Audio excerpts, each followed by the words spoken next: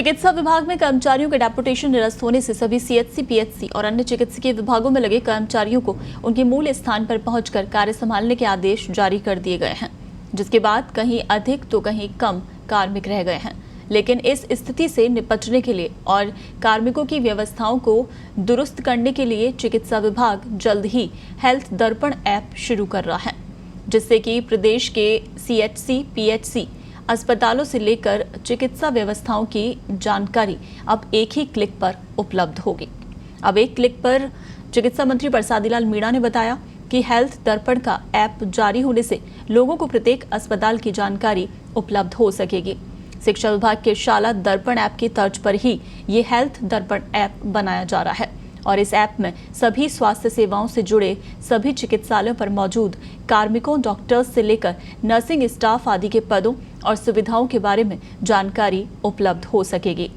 चिकित्सा एवं स्वास्थ्य मंत्री प्रसादी लाल मीणा ने कहा कि हेल्थ दर्पण अप्रैल माह के अंत तक बनकर तैयार हो जाएगा।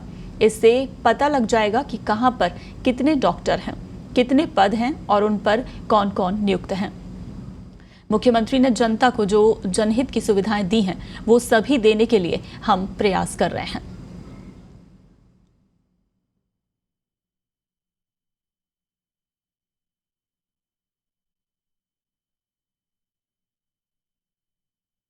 दर्पण भी हम अप्रैल के लास्ट तक बना देंगे। पता चल जाएगा कौन डॉक्टर कहाँ पर है, किसकी ड्यूटी कहाँ पर है।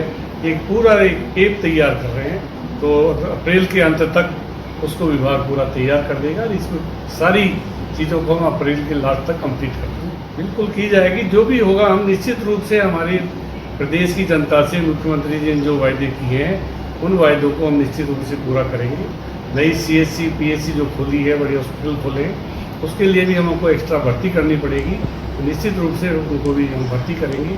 नर्सिंग कॉलेज वगैरह के लिए भी माननीय मुख्यमंत्री जी ने अभी 1000 पद नए दिए हैं, उसको भी निश्चित रूप से जल्दी भर्ती करके विधिवत रूप से जो मुख्यमंत्री की फ्लेक्सिबल स्कीम है, जनहित की जो योजनाएं हैं, उनको हम टॉप प्रायोरिटी पर लागू करें।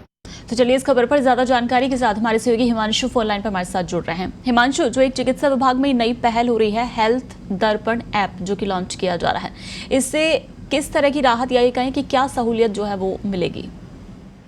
देखिए, हाल ही में चिकित्सा विभाग में जब प्रसादी लाल मीणा मंत्री बने तो उन्होंने कहा कि जितने भी डेपुटेशन है उनको खत्म किया जाएगा, यानी कि जो लोग प्रतिनियुक्ति पर अपने मनचाहे स्थानों पर लगे हुए हैं उन लोगों को वापस से उनके मूल विभाग में भेजा जाएगा और ऐसे गांव या क्षेत्र जहां पर डॉक्टर्स की कमी है, नर्सिंग स्टाफ की कमी है, लैब टेक्नीशियन या जांच करने वालों की कमी है, उन गांव तक भी अब डॉक्टर्स और चिकित्सा सुविधाएं पहुंचाई जाएगी।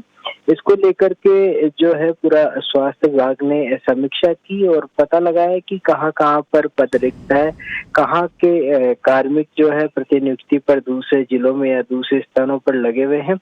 तो इन सब को जब समीक्षा की तो पता लगा कि कार्मिकों की जो स्थिति है वह पता ही नहीं लग पाती है स्वास्थ्य विभाग को, क्योंकि कागजों में होने के कारण स्वास्थ्य विभाग एक एक कार्मिक की समीक्षा नहीं कर पाता है। इसी समस्या को दूर करने के लिए अब स्वास्थ्य विभाग ने हेल्थ दर्पण ऐप बनाने की घोषणा की है और ये जो ऐप है अप्रैल माह के अंत तक बनकर तैयार हो जाएगा। उसके बाद में एक क्लिक पर प्रदेश के जितने भी अस्पताल हैं, सीएचसी है, पीएचसी है और छोटे कस्बे से लेकर दूर दराज के गांवों में क्या कुछ स्थिति जो डॉक्टर्स की है, चिकित्सकों की है, कार्मिकों की है, कितने पद वहां पर स्वीकृत है और कितने रिक्त है और कितनी ओपीडी वहां पर आ रही है और कितने डॉक्टर्स स्टाफ की आवश्यकता है, ये सब पता लग पाएगा। जी हिमांशु, बिल्कुल कोशिश अच्छी की जा रही है, जिस तरह से आप बता रहे हैं ये इस तरीके का ऐप बनेगा जिस पर पूरी जानकारी मिलेगी, लेकिन कितनी कारगर होती हुई ये नजर आ रही है? क्योंकि इससे पहले भी हमने देखा है, सिर्फ चिकित्सा विभाग ही नहीं है, कोई भी विभाग हो, इस तरह की पहल तो होती है कि जनता को जानकारी मिल पाएगी एक ही क्लिक पर, लेकिन वो जानकारी अपलोड होना वो सबसे बड़ी बात है कि वो सिस्टम पर किस तरीके से अपलोड होती है, क्या तमाम जगह की जो जानकारियां हैं वो दी जाती हैं, पहुंच पाती है, तो इसमें एक लंबा वक्त भी लग सकता है या फिर जैसा आप बता रहे हैं कि अप्रैल महीने में ही इसे शुरू करने की बात कही जा रही है?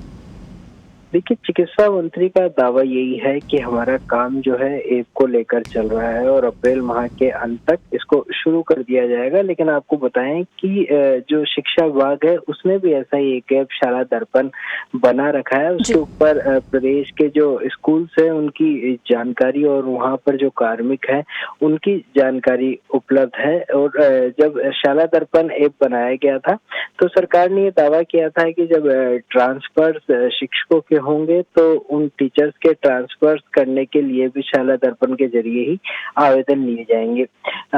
ऐसा हुआ भी और आवेदन लिए भी गए। ट्रांसफर जो है उसकी एप्लीकेशन शाला दर्पण पर ही टीचर्स ने अपलोड करी।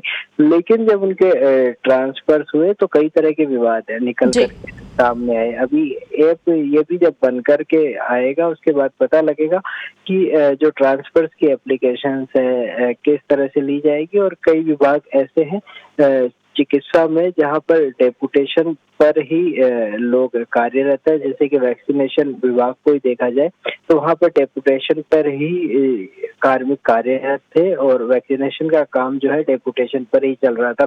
इन सब की व्यवस्था किस प्रकार से चिकित्सा विभाग करेगा ये सब ऐप बनने के बाद ही पता लगेगा। फिलहाल जो है बताया जा रहा है कि शाला दर्पण ऐप की तर्ज पर ही ये बनाया जा रहा है। तो कार्मिकों की डिटेल्स को लेकर तो ये हेल्प कारगर साबित हो जाएगा। लेकिन व्यवस्थाएं सीएससी, पीएससी और अस्पतालों में कैसे सुधरेगी, दूर दराज के गाँव में जहाँ चिकित्सा व्यवस्था नहीं है वहाँ पर कैसे कार्मिकों को लगाया जाएगा, चिकित्सकों को, नर्सिंग स्टाफ को। बिल्कुल, यानी कि ऐप आने के बाद ही ये स्थिति जो है वो क्लियर हो पाएगी कि किस तरीके से काम करेगा। बिल्कुल हिमांशु, इस तमाम जानकारी के लिए शुक्रिया।